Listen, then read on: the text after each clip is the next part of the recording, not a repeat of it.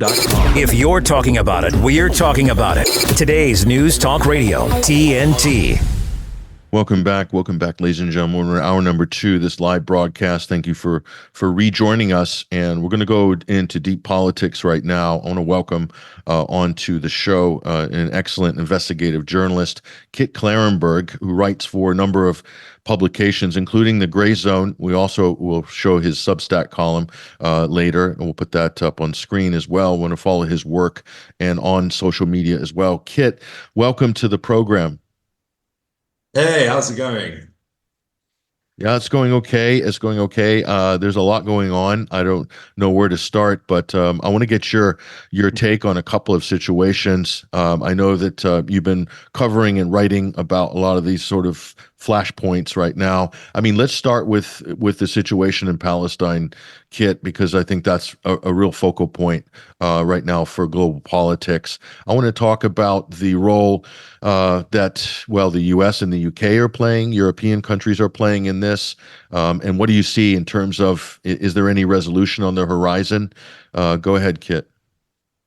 Yeah, sure. So, I mean, I think that, as grindingly, egregiously awful as it has been to watch on a minutely basis, like the genocide unfolding in Gaza. I joked the other day, although I was only half joking, about how my current daily routine is wake up, log into Twitter, be confronted with photos of dead or mutilated Palestinian children, and want to kill myself. I mean, it is difficult, but I think that there is a major global sea change in perceptions afoot. A large number of Europeans who drank the Kool-Aid in terms of believing that the proxy war in Ukraine was about defending sovereignty and democracy and liberty from fascistic barbarians at the gate, are now wondering what the hell they were supporting, given the same officials in Brussels and Washington and London and other key imperial centers of power are now cheering and encouraging and facilitating far worse crimes against humanity than Russia has committed in almost 2 years of war in Ukraine. Ursula von der Leyen, almost a year to the day that she called Russian attacks on electricity infrastructure in Ukraine a horrendous crime against humanity and terrorism, is cheering Israel shutting off Gaza's access to electricity, and yes, encouraging them to do this and go further. So, I mean, there is a revolutionary fervor in the air. There have been massive protests all over Europe and the US, which have gotten zero media coverage. People are shocked and appalled by this. It is we've been constantly told never again. It's happening again. This is a 21st century Holocaust. Innocent people are dying in vast numbers. And all of the same people who preached about human rights and democracy and are now utterly silent, if not actively cheering this genocide being carried out. In response, there has been a massive effort by Western governments to crack down on freedom of speech, on dissent.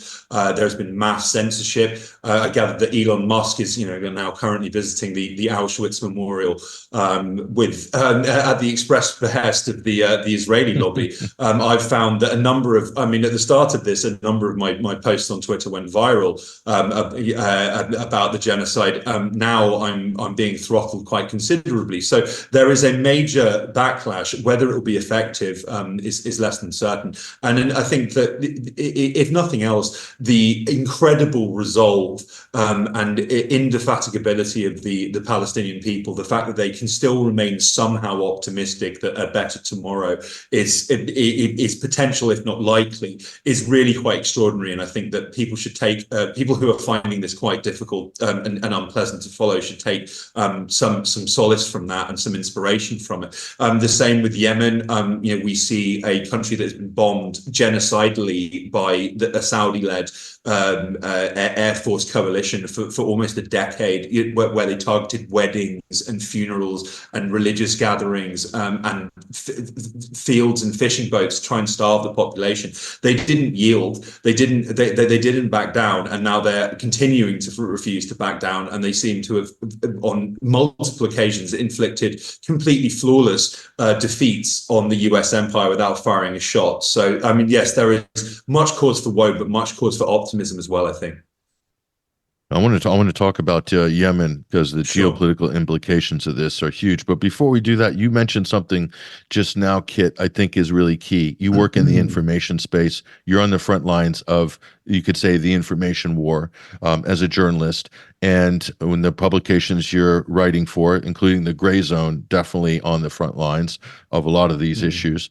So you talked about how this has played out, because you remember you're browbeaten for any dissent on Ukraine when that situation kind of reemerged in late February 2022. Anybody with a dissenting opinion, suspect, potential Russian agents, browbeaten politically, and then accused of undermining confidence in Western governments and the mainstream media even. And look at what's happening with this policy in Gaza. I mean, I can't think of anything that's undermining people's confidence in government than backing Israel still after 3 months. I don't see anyone calling for a ceasefire. And the media are basically acting as a kind of surrogate for the Israeli government. So this is like 10x worse than Ukraine, if you think about it, in terms of the blowback potential on this. Just your view of the information space and how governments, mainstream media are interacting with the public on this. Well, I mean, I think we're seeing a massive and indeed unprecedented backlash against mainstream Western narratives on social media. So, for instance, to name but one example, Germany, because it is supporting Israel in South Africa's effort to hold Israel to account for genocide in the International Court of Justice, they submitted a lengthy, detailed, and really quite perverse set of legal arguments for why it was okay for Israel to kill unarmed, innocent children with impunity in Gaza. And they used the argument that, well, as victims of a past genocide, the residents of Israel cannot be held accountable if they try and defend themselves in this way. I mean, I saw a large number of Africans on Twitter make the obvious point that, if that's the precedent, then, well, we have had genocides inflicted upon us upon European powers. That means it's okay for us to start massacring Germans and Belgians and French and British citizens with total impunity. You know, like people are waking up to this. And the only response that imperial powers have is to just ignore them and pretend they don't exist. And I think that, I mean, that's a balancing act that can only be conducted so far. Again, to bring this back to Yemen, Joe Biden was recently asked whether the airstrikes that were carried out completely illegally and without parliamentary or congressional approval on Yemen by Britain and the US were succeeding, whether they were effective. And Biden, kind of in his usual mumbling manner, said, well, no, but they're going to continue. Like, I mean, that's all the empire knows how to do, is just carry on as normal and pretend this isn't happening. The reality on the ground, there are all sorts of disjunctures and flashpoints that power is really not waking up to, because they can't admit it. I mean, you mentioned Ukraine. That is a huge defeat for NATO, for Western powers. They threw everything, including the kitchen sink, at Russia. We were told multiple times at the start of this that, oh, well, the sanctions are going to crush Russia's economy. And actually, they bounced back better than ever. Like, you know, the internal investment is at record levels. Unemployment is at record lows. And they are amply demonstrated to the world that actually holding your money in Western banks is a very bad thing, because due to the political wills of supposedly elected leaders, they can just seize it if they want. I mean, it's piracy. We are seeing a record amount of international transactions in trade being conducted in non-dollar currencies, which is a huge seismic development, which is not being faced up to by Western powers. And so, yeah, like, I mean, I think that there is a kind of, we're the emperor's new clothes stage of the empire, where the US is just continuing to pretend that it is a completely invincible, unparalleled global hegemon with the right and the power to govern the entire world, and much of the world is just continuing as if they don't exist. And on a personal level, people are doing this. People are doing this too. I'm seeing an enormous amount of pro-Palestinian protests in the UK and Amsterdam and Berlin, where people are holding signs saying "Thank you, Yemen." I mean, the US recently just designated the entirety of Yemen as a terrorist group. I mean, it's a country, but people don't care. I mean, Yemenis don't care. They're now boastfully saying, "My dear fellow terrorists," when they address each other. It's a very, very interesting time, and in many ways an exciting time to be alive. It is a pity this is coming off the back of so many deaths and so much destruction. Causes for optimism. There was quite an interesting. I think it was the Wall Street Journal. I'm not sure. It was a major liberal publication that recently it reported on how European officials were well aware that by supporting the Israeli genocide in Gaza, that they were destroying any hope of winning hearts and minds in the global South. I mean, I think that is a recognition that they knew they'd already lost. And so it's you can't fire me, I quit type situation, where they're claiming to somehow still maintain the moral high ground, even if nobody agrees and nobody cares. We've seen recently Tunisia hand back tens of millions in EU aid because they said they didn't want it because there were too many strings attached. This is a period of major unrest. And I made this point on Twitter earlier today. The US's strategy for dealing with the Houthis, because they have suggested that they will launch a ground invasion of Yemen, which is just completely insane, and will create yet another unwinnable quagmire in which lots of US citizens will be killed because they're serving with the US military. The US officials admitted to Politico very quietly that their strategy in the Red Sea was just wait for China to step in. Which, of course, I mean, the US has almost overnight been reduced to the status of Britain, just this kind of chihuahua yapping and hoping that someone bigger and richer and stronger will come to their rescue. But the reality is that Chinese ships are not being harassed in the Red Sea because they opposed the Israeli genocide. Right, so China's not going to come to the US's rescue, and the US has run out of options. Like I said, with much fanfare, Washington announced a 7-nation naval flotilla that was going to go and bop Yemen under the rather bizarre name Operation Prosperity Guardian.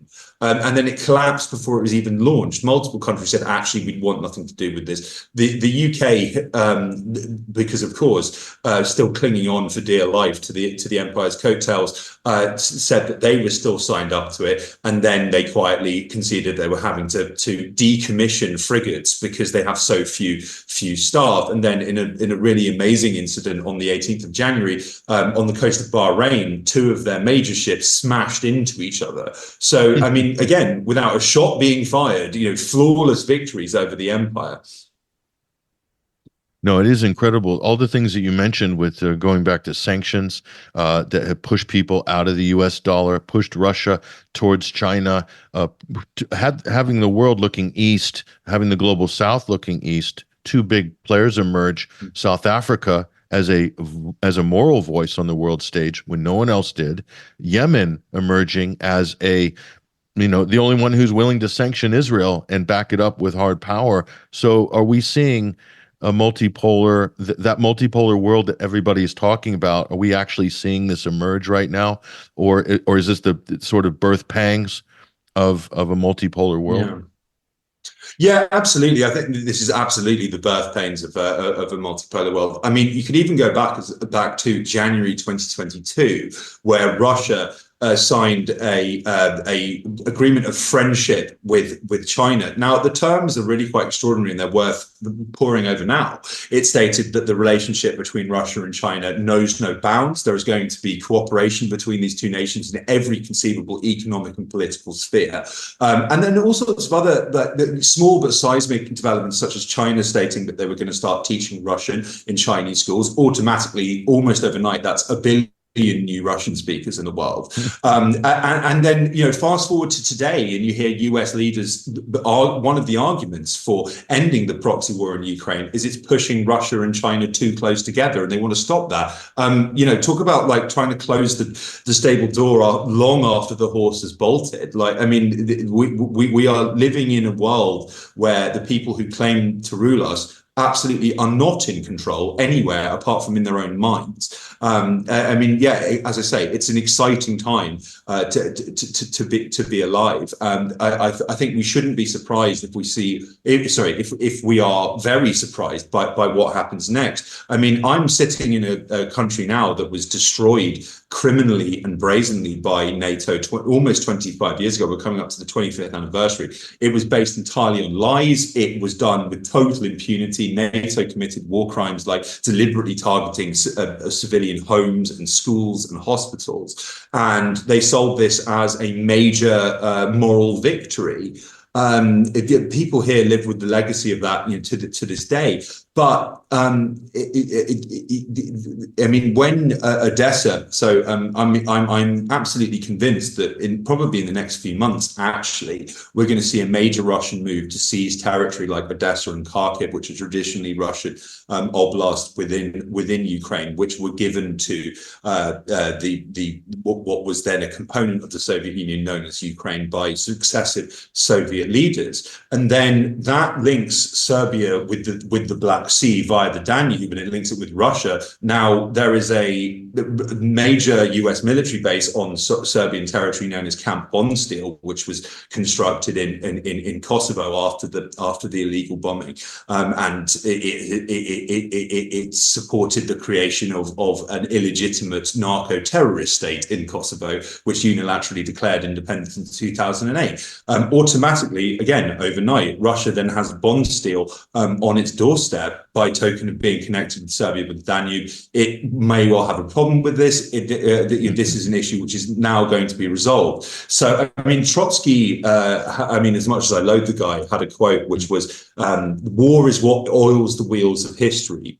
If we think back to 3 years ago or even 2 years ago to this day, the fact that the notion that Israel would be engaged in a total war with Hamas, and not only that, but like losing badly. Like we're seeing videos all the time of like today it was announced that the IDF was setting explosive charges in I think it was a school in Gaza, and then Hamas rocket struck them, killing 21 Israeli soldiers. And meanwhile, Israel is depopulating rapidly. People are fleeing. Psychiatrists are leaving Israel because they're finding the work of dealing with PTSD ravaged Israeli occupation force soldiers too difficult. And this seems kind of inconceivable. All of 2 years ago, the notion that Russia was going to be dictating terms to the West in terms of what it was going to do in Ukraine and what territory it was going to keep was kind of inconceivable. But here we are. There's another phrase which is gradually then rapidly. I would see the first year or so of the war in Ukraine as the gradual part, and now we're into the rapid part, and who knows where we're going to end up. It's interesting, you're talking about the decline of the U.S. As an imperial power, as a kind of unipolar hegemon, with Britain there at its side. Of course, it's Britain's the brains, America's the muscle. But with the decline, we'll get to that in a minute. With the decline of the U.S., though, where Israel used to be regarded as the tail wagging the U.S. imperial dog, Israel's becoming more like a ball and chain at the moment, because as the U.S. goes down, Israel goes down with it, and its clout diminishes substantially. Where else can Israel go for sponsorship and protection and subsidies? And I don't see Europe as a natural sponsor of Israel. They might try. I don't see anyone in Asia. Don't see anyone in Africa. This is just, I think we're looking at a potential tectonic shift here in the Middle East. What do you think? Oh yeah, absolutely. I mean, the timings are quite interesting on this. So, I mean, the end of World War II in 1945 marked the beginning of a global Pax Americana, really, and a core component of that has been the existence of the state of Israel. It is a completely illegitimate colonial settler project. Its realities have been obscured from Western populations for decades. Now we are seeing in brutal detail what this implies, which is, a genocide that occurs at differing speeds depending on Israel's interest at a particular time. Netanyahu the other day very boastfully admitted that he was going to just whatever the Hague, the ICJ said about Israel's conduct in the occupied territories, it was just going to keep going. And so, therefore, the entire credibility and legitimacy of the ICJ, which is supposedly an international force for justice, although, of course, the US is not only not signed up to it, but has a piece of legislation called the Hague Invasion Act, which in the event that US officials or soldiers or generals are held account for war crimes, the US will invade the Hague. So, I mean, again, the hypocrisy couldn't be writ larger. The empire and its lackeys, including, yes, Britain and particularly Israel, have painted themselves into corners. It's interesting watching Israel flail and desperately attempting to try and gain a foothold in the information war, which it has been losing desperately since the very start of this. I mean, doing desperate things like shuttling in Jerry Seinfeld to Israel so he can be pictured, eating a falafel. And then, and this is meant to boost their PR. Like, people can see with their own eyes, like, what's happening. But not only that, it also raises wider questions for a lot of people about what the hell Israel has been doing to Palestinians since 1948. I mean, the perfect example. There was an incident where there were some Israeli hostages who were waving a white flag, shirtless, and speaking Hebrew. And the Israeli occupation forces slaughtered them. And then this raises all sorts of historical precedents where Israel has a history of murdering unarmed Palestinians who are waving white flags, and they're clearly no threat. This is blasting past crimes and misdemeanors onto headlines and computer and phone screens, the world over. It's impossible to have sympathy in that context for such a rotten, mephitic structure. And the only response of power across the West is just straight up censorship. France was going it was desperately trying to pass legislation that would criminalize anti-Zionist political activism and writing on a par with anti-Semitism. It was due to massive public pressure this was dropped. Germany has legalized the phrase "from the river to the sea, Palestine will be free." And there are all sorts of utterly vile statements made by German officials about Muslims and about in general and Palestinians in particular, and openly stating that they deserve collective punishment due to the purported crimes of Hamas. And in Britain, we've just had in December, serendipitously enough, a bit of legislation called the National Security Act, which is full of Orwellian kind of thought crime-esque prohibitions and is so utterly vague that, I mean, I do wonder on a daily basis whether I've just committed a crime by accident, by token of my writing.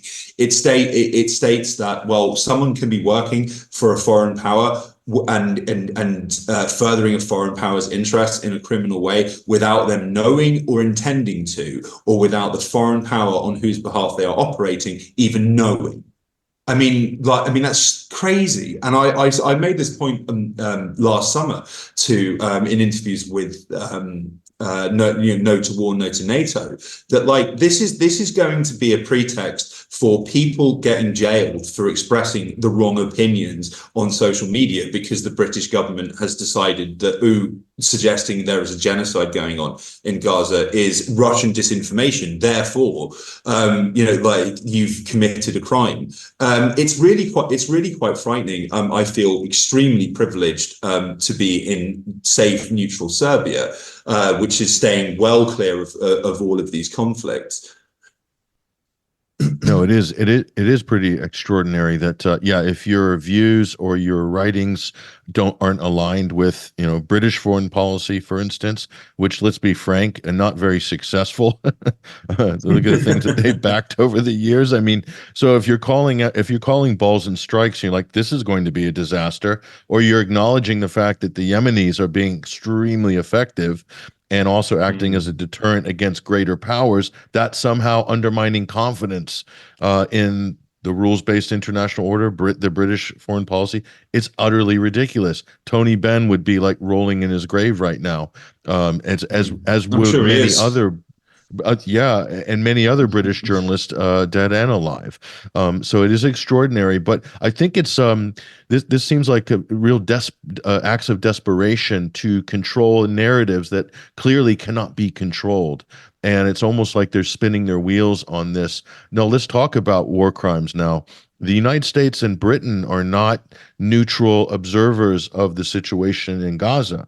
Okay, they're active participants. I would even say, some might say, Kit, co-belligerents in what's happening in Gaza. They're providing arms, material support. More than that, I think there was a report, Kit, of a British drone that was flying over Gaza as the incursions on Khan Yunis refugee camp are taking place this week. I mean, what are the profound implications of this? Because what happens if a case comes against the U.S. or the UK? Let's just talk about the UK. If they're found or accused of being guilty, go ahead.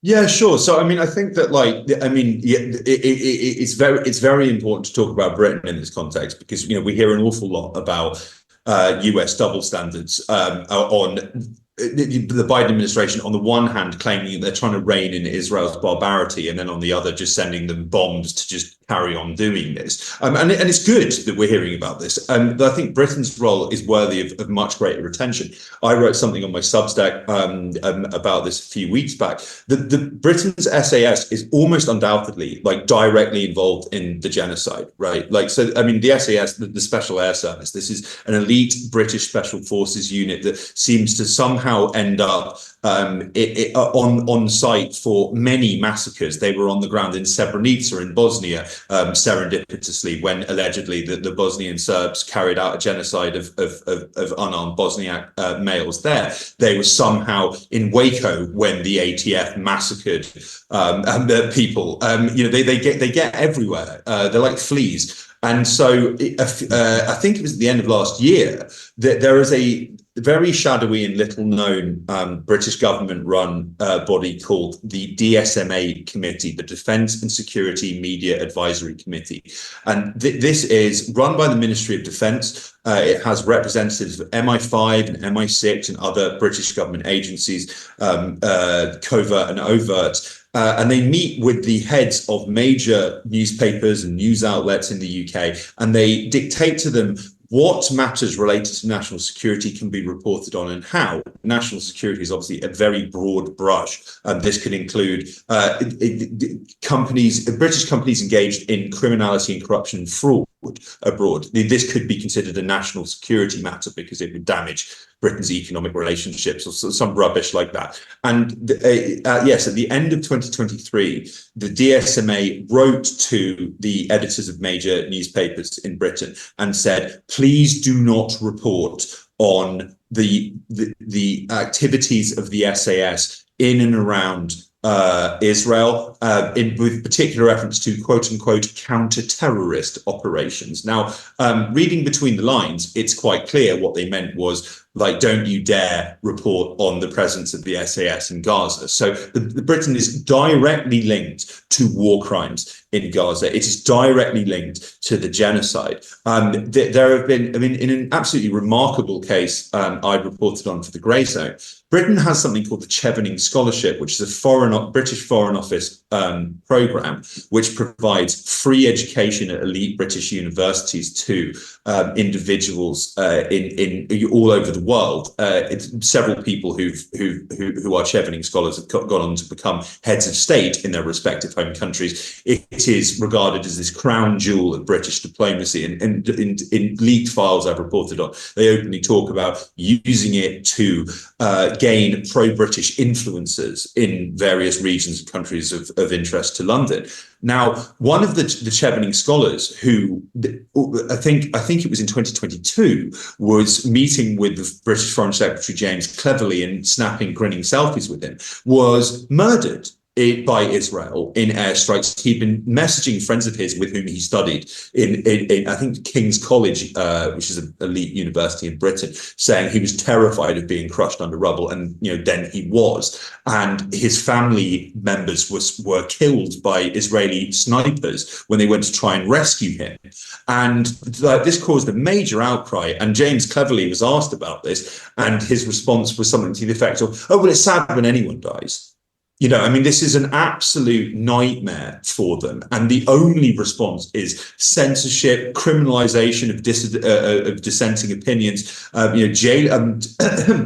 Several British citizens who've expressed solidarity with Hamas, or at least solidarity with Palestinians against the Israeli genocide, have found themselves in court over counter-terror charges. Craig Murray is now seeking asylum in Switzerland. He's a former British diplomat turned whistleblower and dissident, and a tremendous independent journalist. He is now in hiding in Switzerland because he's under investigation for terrorism offences. I myself, at least based on my last interactions with British police, am under criminal investigation for the high crime of investigative journalism. It's brute force is the only response that power has.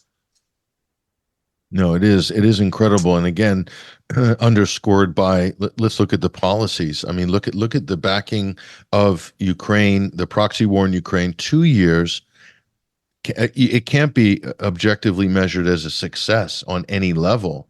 And Britain's deeply involved in this conflict. In fact, they're leading this sort of kiboshing all the diplomatic initiatives to get peace from the beginning. They've got special forces on the ground. They've got mercenaries in there. They're providing technical support. Who knows what else for attacks on the Sevastopol Russian Black Sea Fleet base and so forth, the Kerch Strait Bridge, all of that.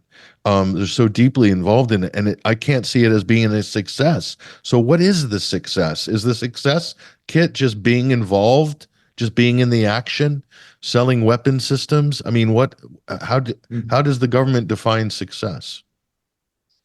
No, well, I think from the US government's perspective, their measure of success is, do our weapons firms make enormous amounts of money? And I think, they're winning there. Certainly, this is a huge victory for Raytheon and other major defense contractors. But I think from Britain's perspective, that since World War II, they have been obsessed with maintaining the American empire in order to try and shift it in directions that serve its own interests. And Britain is well aware that its international clout and power and to a large extent wealth depends on the US empire existing. Therefore, they are very, very, very, very keen and heavily invested in maintaining that relationship, if you can call it that.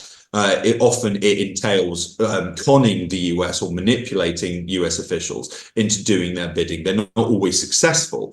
And I think that in Ukraine, I've reported on this extensively. There was an organization called Integrity Initiative, which was a British intelligence black propaganda operation, which on its own website in 2014 published an article which basically stated that the way that we have to deal with Russia is to diplomatically and economically isolate the country and through demonize Russia internationally, damage its political relationships. This will inevitably lead to war of the old-fashioned sort, quote unquote, which the West and Britain will win. Integrity Initiative then went about doing that and ensuring there could be no diplomatic settlement in Ukraine, over the Donbass and the Minsk Accords, which Zelensky was elected on an overwhelming, landslide majority to implement, and then did nothing because he was frightened of the far right influences in Ukraine, which are heavily sponsored and funded and armed and trained by Britain and America, of course.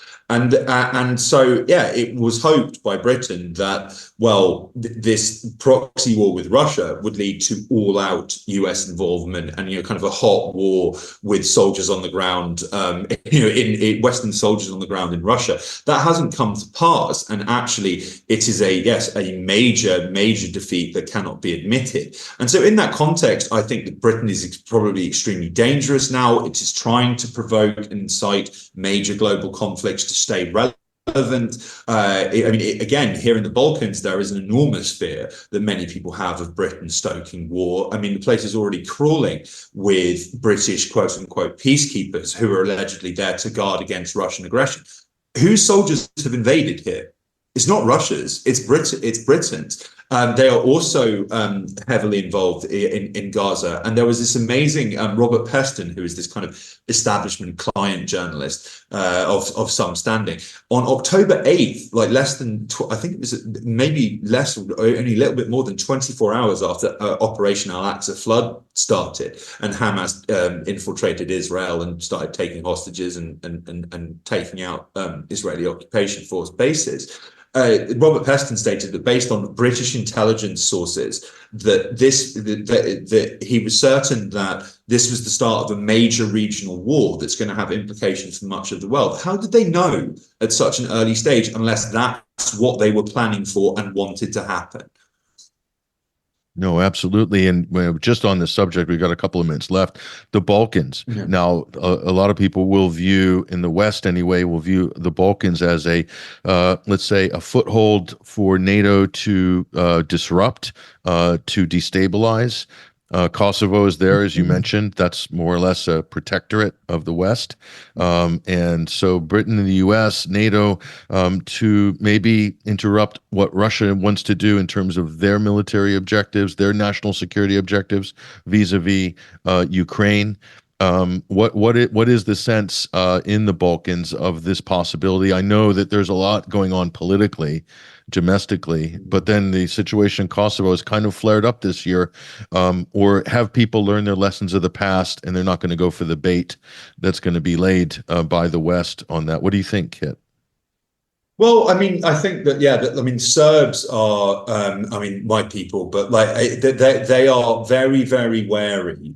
They are choosing the hills they die on very, very carefully because they know that the numerous traps are being set up for them to fall into, because they are well aware that the slightest hint of trouble will be exploited in order to occupy them, bomb them, foment regime change. We saw this at the end of last year, that there were these very pathetic, very small scale opposition protests following the election because the liberal opposition, who most Serbs hate, lost, and they were trying to rationalize their defeat, and they claimed that there was widespread fraud that only affected them and not any other political party, and they weren't able to prove it, and in the end they were told to go home quite unambiguously by the US ambassador here, Christopher Hill, who's the real ruler of Serbia. And there was a flurry of Western media attention on this, and there was the liberal media like The Guardian saying that the EU should take action against Serbia. This just turns people further away from Europe, And so I think that there is this sense of that we're kind of potentially hurtling towards conflict, but people, if the time comes to fight, people will fight, but they are very wary of doing so now because, they don't want to walk into a trap And yes, the West has been baiting them. There is a particular bête noire of mine.